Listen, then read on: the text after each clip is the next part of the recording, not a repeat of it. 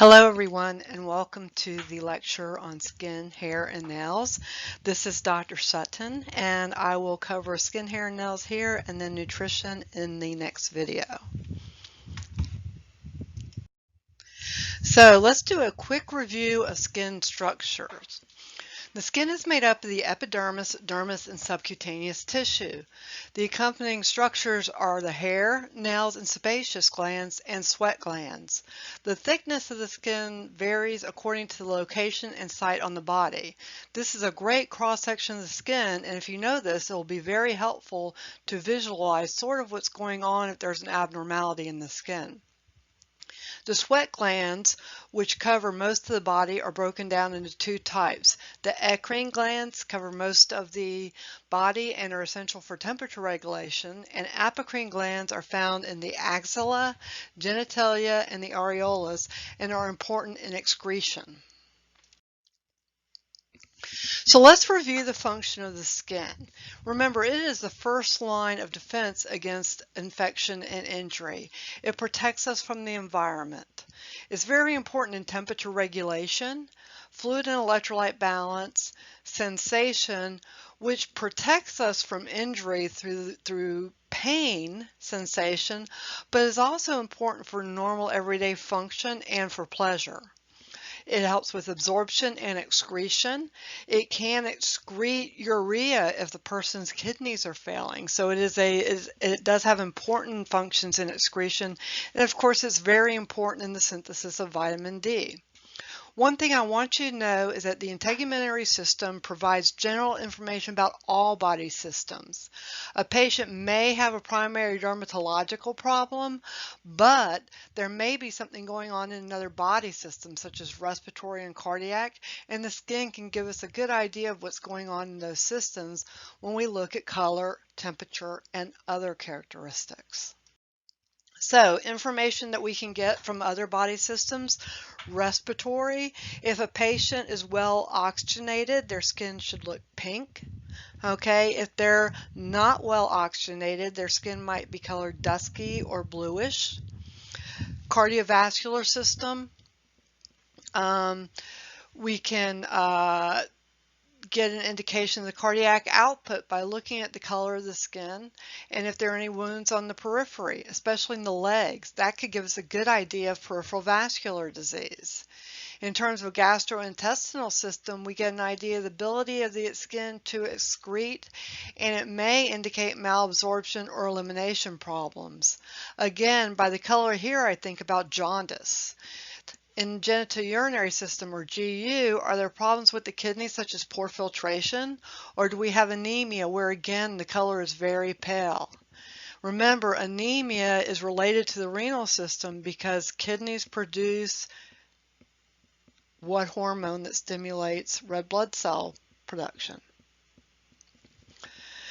So in the neurologic system, do we have some types of sensory impairment where we have a decreased sensation on the skin or pain? Right now I'm having problems with some nerve impingement, and so I have some numbness and tingling cutaneously on my left arm. So that's a neurologic issue. Endocrine, many times with diabetes and thyroid issues, you can see wounds that can develop related to diabetes, and with thyroid disorders, if they have hypothyroidism, their skin can get really thick and their hair becomes coarse. If they have hypothyroidism, their skin can become very thin and their hair fine. And this definitely affects wound healing and the risk for developing wounds. And of course, with lymphatic immune system, it gives us an indication the patient has allergies. Even respiratory allergies can show up on the skin, like a red nose, or the mucous membranes in the nose, which is part of the skin, can be red. Contact dermatitis, and then also things like lupus, which is an autoimmune disorder, which can present with a very specific rash. So these are some of the ways that the skin can show you information about other body systems and acts like a window. All right, so cultural variations are really important to keep in mind. While skin is used as a way that we present ourselves, or is a way that we present ourselves, there's lots of things that people do with their skin and hair that is very much culturally specific or related to their culture. Now, high levels of melanin, which cause darker skin, protects against UV damage, and there's less risk for skin cancers. Um, Tattoos and piercings, that's a big thing. I mean, it's not that big of a deal with my generation, but with y'all's generation, maybe a little bit older, there's, lots of tattoos, and some people like to put the tattoos on themselves or do them on the cheap, so to say. And so they might go to an unlicensed place to get their tattoos. If they do, there's an increased risk for infection, scarring, or injury. People who have light skin are at increased risk for sun damage or injury, and they are at highest risk for skin cancer, especially light skinned, very pale with red hair or blonde hair, highest risk for skin cancer. Darker skinned people have a higher risk for keloids, which is an overgrowth of scar tissue, hypo and hyperpigmentation related to acne, and pseudofolliculitis, which frequently occurs with men who have the tight, curly, kind of kinky hair, that it will grow back towards the skin and cause what looks like a folliculitis, but really is just the hair growing back in on itself.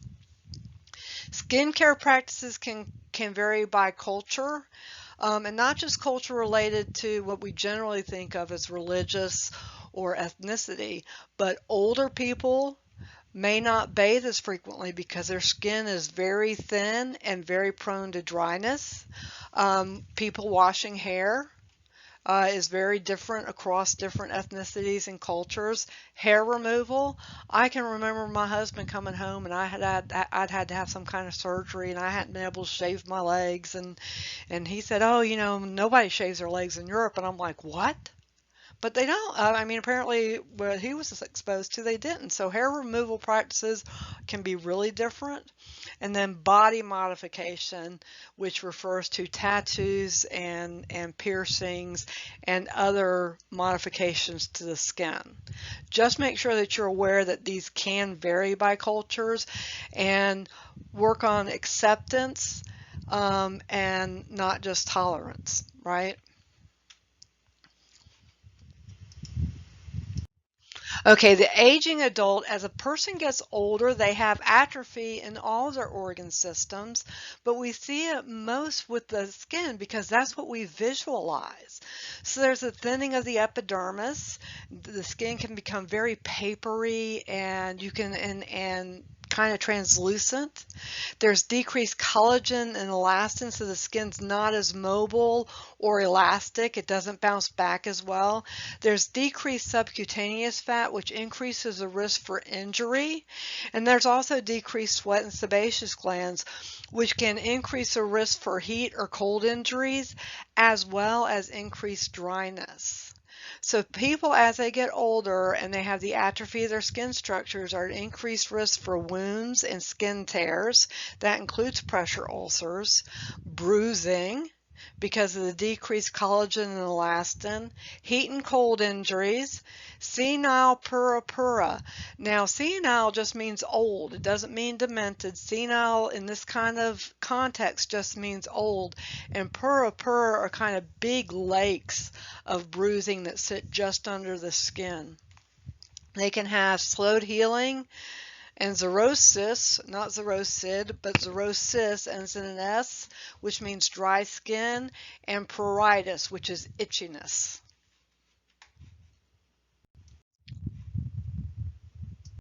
All right, so now let's move on to the assessment of the skin, where we look at subjective and objective data.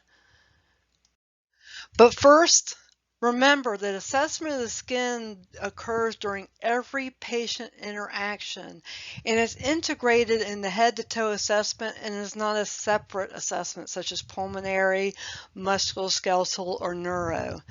Many times it's not in the best interest of the patient to check their posterior aspect, their back, or their genital area during the AM assessment, during your morning assessment. But you should make sure to plan a time to assist the patient to the bathroom, or be present when they move from the bed to the chair, or be present during bathing to assess. Bathing is one of the best times to assess your patient's skin, because it's all going to be exposed at one point or another. So, in this particular kind of assessment, I have this dinosaur up here to remind us of of history. Medical and surgical history is very important in the skin because it shows up in the skin. A patient's history is carried in their skin. So the past medical history can point us in the right direction of what is going on with our client right now. Certainly, any kind of history of a skin disorder, how it was treated in the past, and efficacy of the treatment is very helpful. Any childhood illness or surgeries or injuries may have damaged the skin or left scars, so this is important to know when we're doing our assessment. Allergies can be isolated to the skin or can point us in the direction of a system problem such as respiratory problems, which could be asthma. Are there any chronic medical conditions? In endocrine, such as diabetes or thyroid problems, cardiovascular problems, and autoimmune problems can all show up in the skin. Have they had any exposure to infectious or contagious illnesses? And have they recently traveled to a foreign country? Are they in the military? And you would also want to know about their immunizations, as like if they're up to date, and any medications they take, since medications can have an effect on the skin by producing changes in the skin, but they can also make the skin much more sensitive to sun exposure.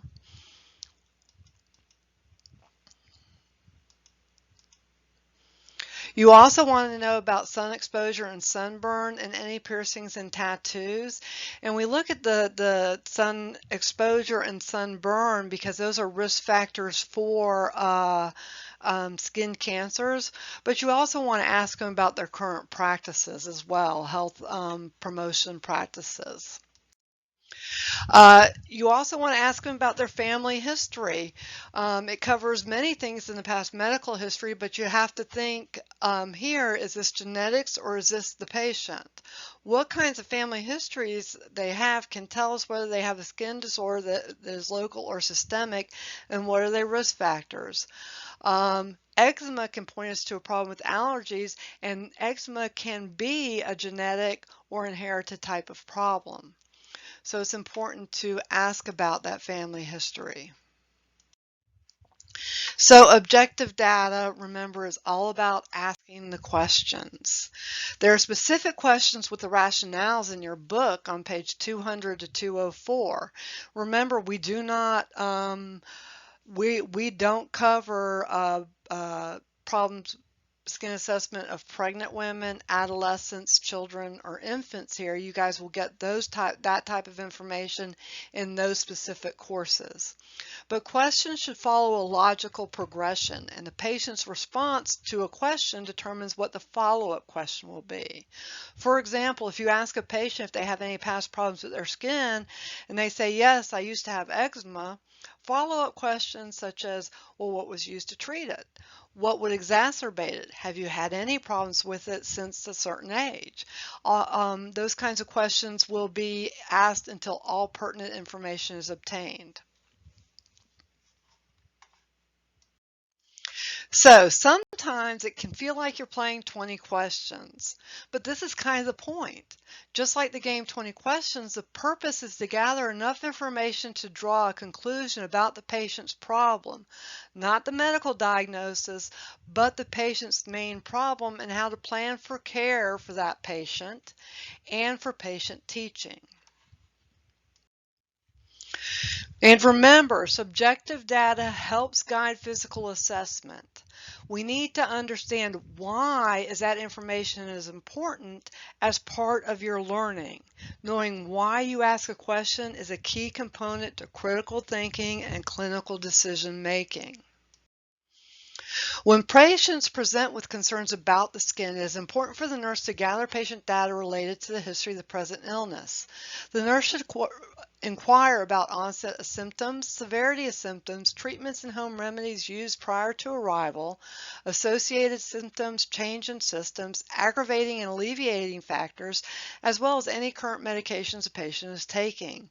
Additionally, the nurse should ask about any changes to the shape and size of moles, any odors the patient has noticed, any excessive perspiration, any lesions that appear to be chronically irritated. The nurse must carefully construct interview questions that will elicit information related to the patient's current condition. Remember to use OldCart to explore a patient complaint or problem. So first with O is onset, and here we're looking at a 23-year-old female who presents with complaint of itching. When did the itching start? What were you doing when it started? What happened right before it started itching? And has there been any exposures to anything? And exposures to anything here can actually include things like new detergents, new clothes, new fabric softener. Did they start eating something different? All of that can be related to onset and when they were exposed to something that may have caused the itching problem. Location. Have the patient point to it. Does it radiate or spread, or is it just very localized? Is it always in the same spot, or does it move around? Localized can mean a skin problem, whereas widespread or disseminated could mean a systemic problem. Duration. D is for duration. Does it last all day? Are there periods of itchiness with periods of relief? Does it come and go? Does it seem to be associated with any certain activity?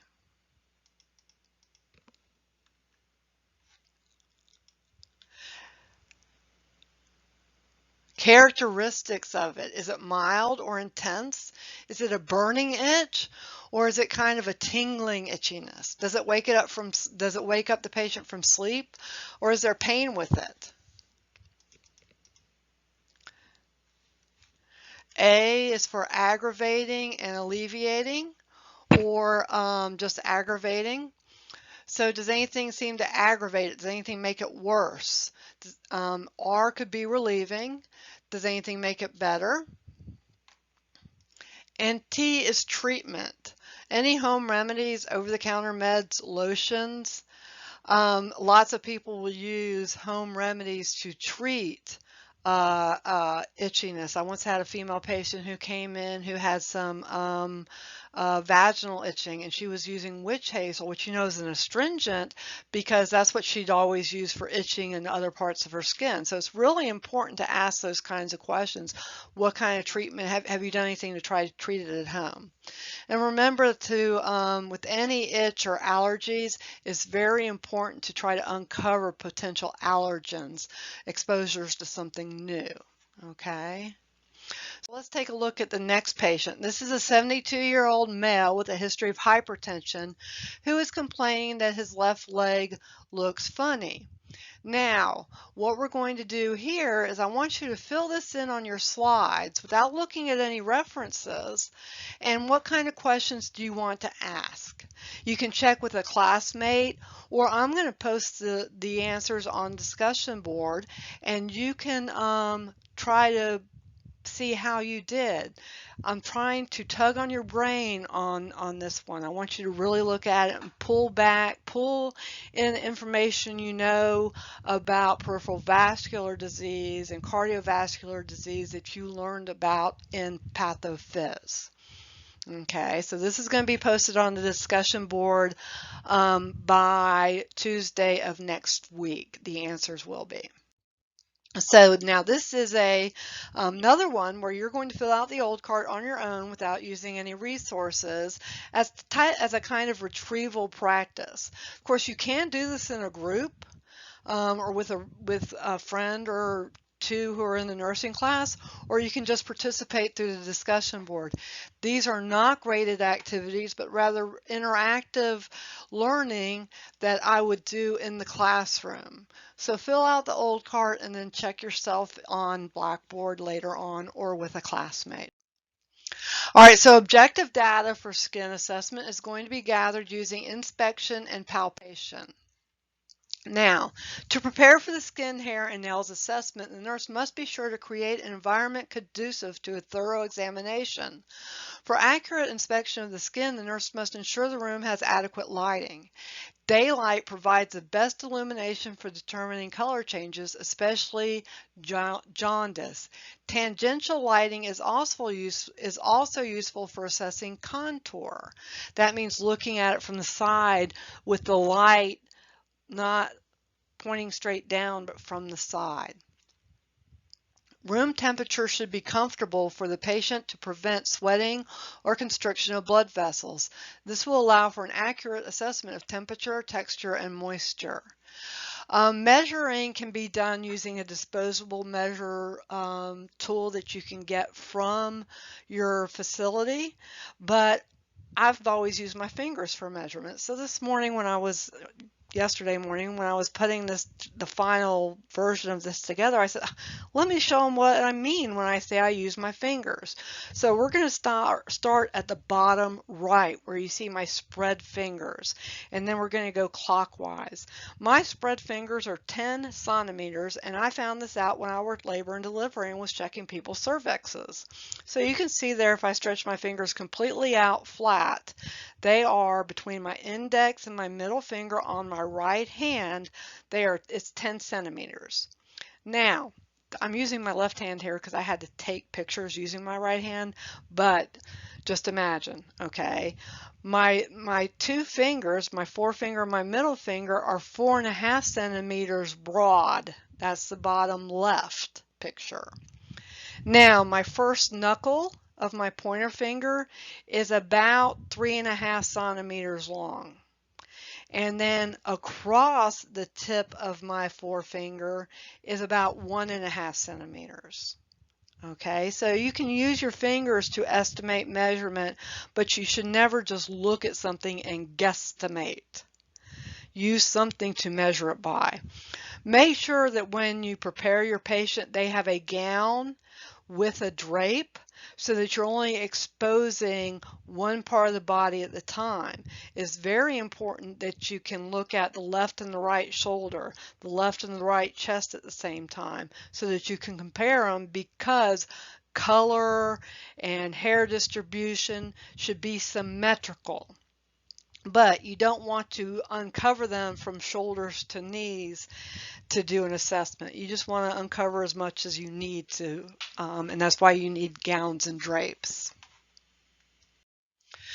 During the inspection of the skin, the nurse examines the color and uniformity of the appearance, thickness, symmetry, and hygiene. The nurse would expect the skin color to range from dark brown to light tan with pink or yellow overtones depending on the patient's ethnicity. Skin color should be uniform throughout the body but may be sun-darkened in areas frequently exposed to the sun and darker on the knees, knuckles, and elbows. You may note calluses on the hands and feet that may appear yellow.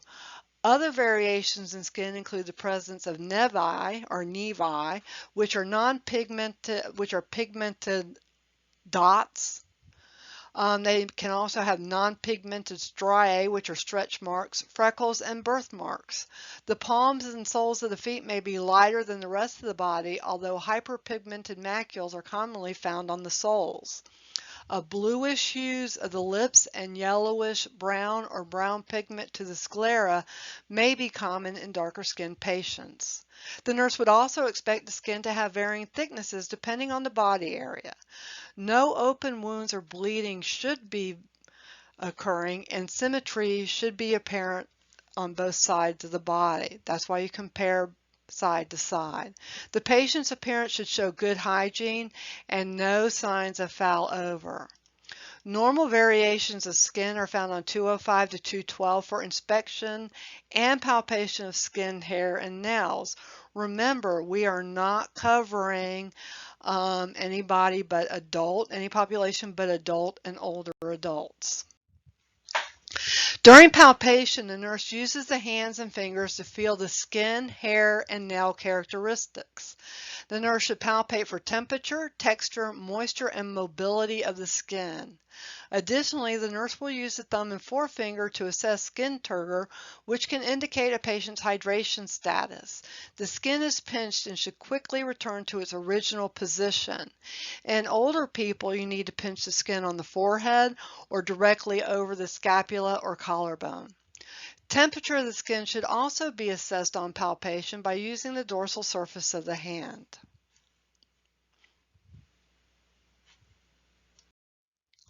Normal variations of older adult are caused by expected changes in the older adult's skin, hair, and nails. The decrease in adipose tissue leads to increased wrinkling and looser skin, and variations in skin color can be expected. As adults age, the skin becomes more transparent and pale, and the nurse may notify pigment deposits, increased freckling, and hypopigmented patch, giving a less uniform appearance. Flaking or scaling of the skin is also an expected finding in older adults as the skin dries with aging. Older adults also experience a decrease in subcutaneous tissue and muscle tone, resulting in looser, thinner skin that may have a parchment-like appearance and texture, as well as poor turgor. Older adults may have increased wrinkling on the expressive areas of the face and on body areas that are exposed to the sun. Sagging and drooping are more evident under the chin, beneath the eyes, and in the earlobes, breasts, and scrotum. Healthy older adults may also have a variety of lesions. Now, skin lesions are abnormalities in the skin that should be carefully assessed, as they may indicate the presence of other localized or systemic conditions. The nurse should note specific lesion characteristics during the assessment, including the size, shape, color, elevation or depression, attachment at the base, exudate or drainage, configuration, and location and distribution. Now remember, what we want to do is we want to be able, as a nurse, to describe a skin lesion. We do not look at a lesion. We do not look at somebody who has scattered pustules across their chest with some vesicles and some that are crusted and say that they have chicken pox. We don't do that. We describe it as a generalized to the trunk papular rash with some pustules and vesicles, also with some crusted lesions. Key abnormal findings. So it's important for us to recognize both the expected finding and abnormalities. Okay, a nurse should be able to inspect and palpate the skin, hair, and nails for color, texture, temperature, and other features, and should be able to recognize and characterize lesions or nevi found on the patient's skin. Age-related variations are also important to know when assessing older adults. So pressure ulcers are a special abnormal finding, and I just want to get these out of the way because this is covered in Foundations, and they discuss the use of the Braden scale to assess for risk of skin breakdown, because this is a pretty big deal in the hospital. And when assessing for pressure ulcers, you need to know that you pay attention to the pressure areas like the elbows, the sacrum, the trochanters, the shoulder blades, the back of the head. Those are all pressure areas, and you'll learn much more about those in Foundations. But you want to look for changes in the color and texture in those areas where pressure ulcers occur. So we're going to use the same information we talked about before we got to abnormal findings on how to assess and characterize skin lesions. So when we look at the size, you want to measure the largest dimension, and this will be the length. And it says here largest dimension first. Okay, so that's what you're going to measure first. A lot of times you'll hear that somebody calls it a 5 centimeter lesion. Okay, that's because the largest dimension was 5 centimeters. Now, a better way to measure it and chart your measurement is by including the length, width, and depth, and they go in that order. The length is the longest dimension. The width is at the widest, and the depth you only measure with ulcerations and if trained, and the depth can be measured by putting a Q-tip in the deepest area and then marking the spot where it hits where the surface of the skin would be, and then measuring it against a centimeter ruler or a wound measurement tool. So shape and configuration is covered in table 13.2. You need to think about what are the borders like? Are they regular or irregular? And then think about the size, because size can indicate is it a nodule or a papule? Okay, is it a vesicle or a bulla? And then you want to look at the configuration. So we have annular and linear. Those are the two most common shapes, okay? And then we have irregular, which a lot of wounds can be irregular. And then distribution. And these are covered in 13.2 in your book. Understanding the difference between grouped, where there might be a group of vesicles or blisters that don't touch each other. Confluent is where discrete or individual lesions run together. Okay, and they lose their borders. Discrete or individual lesions. Localized means it's in one area, so you could have a rash that's localized to the antecubital area, or you could have a generalized rash or lesion that's over a lot of body area. Linear is like a surgical incision or laceration, and zosteroform is like somebody when they get shingles. And there are great pictures of these in your book, okay? In table 13.2 and 13.3. You need to know those. All right, so I'm lying to you. Table 13.2 is color changes. Table 13.3 is common shapes and configuration. So it's just 13.3 that you need to know for shape and configuration. I apologize for that. Okay, and then color, we're looking at the color of the lesions, not the color, generalized color of the skin. And it can be described as beefy red, pale, pink, brown, black, or yellow. You have wounds that have all those kinds of colors. When you look at texture, is it rough or smooth? Is it mobile? Does the lesion move around? That's especially important when you're looking at nodules or lumps under the skin, lesions that are covered by the skin. If it's mobile, it's not stuck in the skin, it's not adhering to any skin structures, and that's important information to know. Is it hard? Is it soft? Is it fluctuant? Fluctuant is kind of like a waterbed, how a waterbed will move around. You can have soft nodules that aren't fluctuant, and hard nodules are never fluctuant. So those are things to consider when you're assessing lesions. Now, this is something that some people have a really hard time with, is the difference between macular, papular, and pedunculated. Okay, so macular rashes or macular lesions are flat and not raised. They're in general just kind of discolorations. Okay, the top left is a macula on a person with light skin, and then the bottom left is a macular lesion on a darker skinned person. Now in the middle we have papular. Now the most common papular lesion that you guys probably know about is a zit. Okay, it's a raised lesion. We also have raised lesions that are moles, or in African Americans sometimes they look like raised freckles. Okay, but that's a papular lesion. And then pedunculated is one that has like this little neck attached to it. It's not, the whole base of it's not adhered. There's a very small, narrow base. That's pedunculated.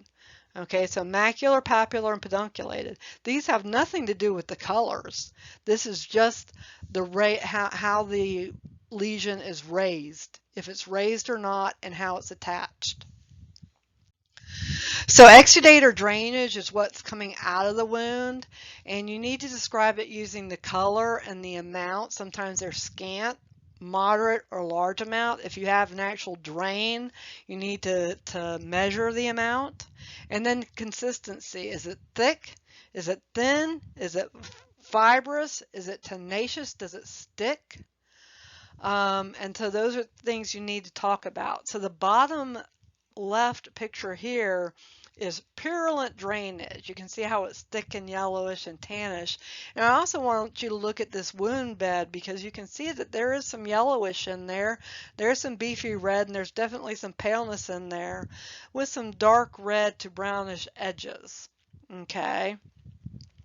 The bottom right picture has some serous drainage on it, which is kind of thin and yellow. And it's really the serum part of the blood that is kind of leaking out there. Serosanguinous is clearish to red, and sanguinous is that top one. That's definitely red, and it can be thick and clotty, so you need to be able to describe that. And then location. You need to be specific and use anatomic landmarks. You need to know those terms like lateral, medial, superior, posterior, dorsal, ventral, proximal, and distal.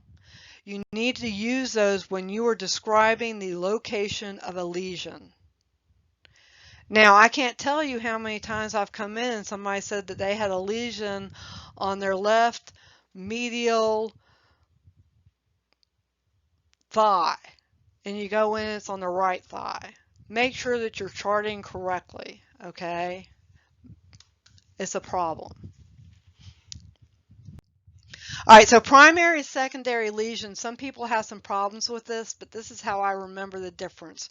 Primary lesions occur first and are direct results of a disease. An example I can give you is with chickenpox. With chickenpox, the primary lesion is a vesicle. Secondary lesions cannot occur in the absence of primary lesions, and they are an evolution of the primary lesion.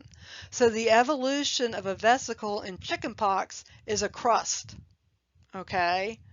That's the secondary lesion most frequently associated with chickenpox, is crusting. So I'm not going to go over all the lesions from table 13.4 and 13.5, but you do need to know those. And hints for learning, make sure you focus on descriptions and characteristics, not just the picture, because you need to be able to verbally describe it. And don't necessarily associate it with a disease process right off the bat. Okay, you need to be able to describe what a vesicle is. You need to be able to describe what is a pustule. Okay, and then link primary and secondary lesions. And then group similar type of lesions together. Like you can group wheals and urticaria together, a nodule and a tumor. Let's see, a cyst and a pustule. You can link all of those together as a way to learn.